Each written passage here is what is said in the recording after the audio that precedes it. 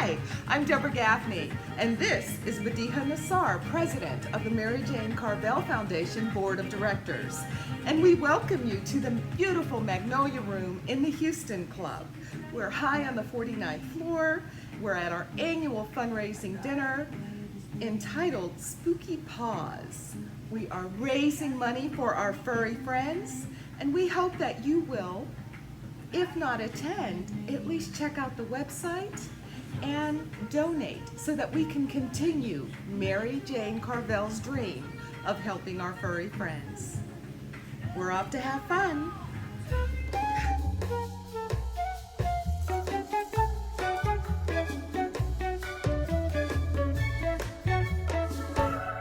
Never convince Mary Jane of that. We started in 2019 actually giving grants. And that year we gave it to two groups. We gave one to Best Friends, who made a big splash in Houston with their very first event at NRG Stadium, which was a big adoption event. And it was so much fun to be there. We had a table, and we gave them $2,000. And then to help them with that, and Beaumont Pets Alive. So at the big event, we gave them $2,000 to help sponsor. We went around and we had the opportunity to meet a lot of people who came with their animals from all over the region. And they adopted so many animals that weekend. Even though a lot of them went home, it was wonderful to see people come and get big, big animals that are hard to adopt a lot of times. And they stood in line. I'll never forget when I drove up for us to set up our table, they were lined up all the way down NRG Stadium and around the block. And it was just a fabulous thing. We were so happy to have done that with them. The other organization we gave to that year was $5,000 to Beaumont Pets Alive. And that's an organization run by Kelly Kays, and that's the veterinarian right here on the end. Dr. Kays really finances that group herself, although she does fundraising now. And we gave them money for their spay and neuter program. And on a personal note, I will tell you that black dog you see in the corner, that poor little dog was hit by a car. Somebody brought him to Dr. Kays' place. She didn't know she was going to be able to take care, it's a female actually, take care of her. She was so friendly. I told Dr. Kays, you know, I might be interested in that dog. And she looked at me and she said, I'm sorry, that dog is a rescue failure. She's coming home to my ranch, which is exactly what she did with her, so that was good for her. But they did a really great job, and they were really good about letting us know exactly how they spent the money that we gave them. And so we were very, very happy to help them. They have a great organization. In 2020, we were able to give out 3 grants to 3 different associations, all of whom sent us their requests. And the first one was the Assistant League of Bay Area. So they have a group of youngsters who are starting to do work to volunteer in the community. It's called Assist Teens. And they asked us for $3,000 for a 2-year program they were doing, where they would help when animals were adopted, provide a kit that would go with the animal to their new home. And we thought that that was a pretty good thing for those kids to be doing, and so we gave them the grant. We were very happy to do that. And the next group, I'm going to ask them to actually come up here for just a second and tell you about them. They're Bay Area pet adoptions, and Badia and I went over to their facility to talk with them. Come on up here. Don't be shy. They are fantastic. We were so impressed with their facility, and they asked us to give them a grant to help build a surgical center, and I'm going to let her tell you a little bit about it because they really do a great job. Please. I'm a crazy cat lady. You admit these things in public, and it's a big step forward. So, briefly, Bay Area Pet Adoptions was created 54 years ago as the Society for the Prevention of Cruelty to Animals of Galveston County. We still retain that name. We also DBA now as Bay Area Pet Adoptions. It's just as a better explanation of our function. Talk about leap of faith. That's pretty much how we operate daily. We were given a grant for a surgical center. We are going to be able to provide all of our own spay neuters in-house, in addition to small surgeries, minor procedures and such. This is Kim Carlisle. She's our general manager. She's also a master vet tech. and she will be providing those medical services. So we want to fill in on that. We also have a veterinarian who donates his time. So he'll provide that, and Kim is able to link us up with other veterinarians locally who will come in and do entire spay-neuter days. And we will do all the animals in our facility, and our goal for the 2022 will be to provide this service to local people in the community. I don't know how many of you are familiar with San Leon, Texas. It's a very, very poor area.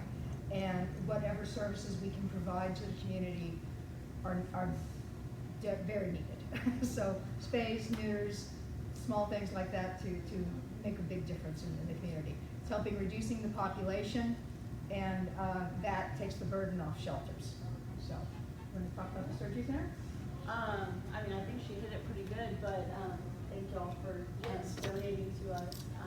We have greatly increased our surgical suite. We've got new anesthetic monitoring. Prior to, we weren't able to monitor anesthesia, so that definitely has changed our surgery procedures. And then hopefully we'll be able to open up surgery, like she said, to the community and be able to do very discounted or free surgeries and get those pets spayed and neutered. That way we don't have such a vast population and vast euthanasias in our community shelters. You know, we don't want to lose these pets. So We are a no-kill shelter. Once we take in an animal, that animal's life is ours. We will provide services for that animal for the rest of its life. If the adopter has to return it, we bring them back in. If we have an animal that stays for a long period of time, then they have a home with us. We recently had a dog that was with us for 5 years. He was rescued out of a shelter that was in a very, very poor situation. It was getting ready to close, and it was going to have to euthanize its entire population, which was over 100 animals. So we took in several of those animals. That dog stayed with us for 5 years. He was not well socialized. He was a large dog. He was a happy dog. Some people that had adopted from us prior decided that that was the dog for them. But it took some time because, again, he's not a social animal. So they came and spent time with him several days a week, and until that bond was made. And now they're just thriving. Both of their dogs are doing great. So that's a success story we're proud of. Yeah. Thank you.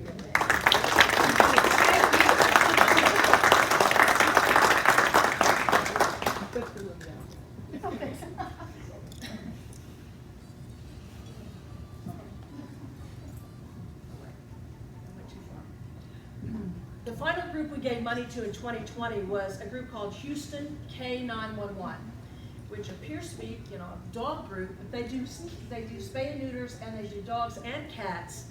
And we gave them $5,500 for their spay and neuter program, and they're fantastic. I have a little final note about them, which is a kind of a side story. And this is about all animals. So the lady at the Best Friends event was talking to me about how they take care of all animals. And she told me the story of the guinea pig, when you see her. So this little guy, I don't know if you can make out, you might be able to see these here in your pictures in your program, but that's his oxygen mask on him. So these people surrendered the guinea pig to K911 and said, we don't want the guinea pig anymore. And so they said, well, we got to find him a home, right? And so they started to look, and a lady said, you know what, I'll take him, but I have a female guinea pig, and he has to be neutered. And they're like, neutered? So they go to their vet, and they say, can you neuter a guinea pig? The vet said, sure. And so there he is, all laid out on the spot. They have his operation. And then there he is in recovery. He got fixed, and he got adopted for his forever home. So that was above and beyond the call of duty. But what's greatest about that story to me is that when I was a kid, I'm 57, when I was a kid, guinea pigs were considered throwaway pets. If a guinea pig got sick, you just got another one. And we've come a long way that a veterinarian will neuter a guinea pig. That guinea pig can have a forever home. So we're really, really proud to be a part of that, and we're really happy for the money we've been able to give away thus far, and we hope to continue to do it for a long time in the future. Thank you.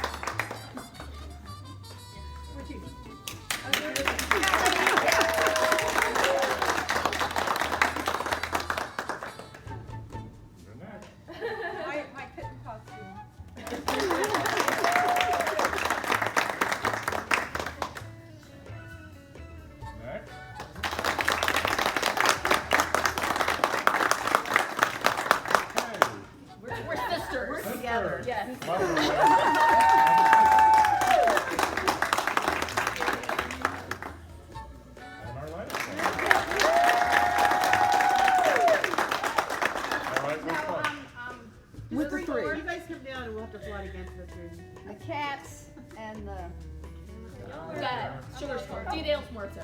Okay. All right. So we're going to start right here with these two.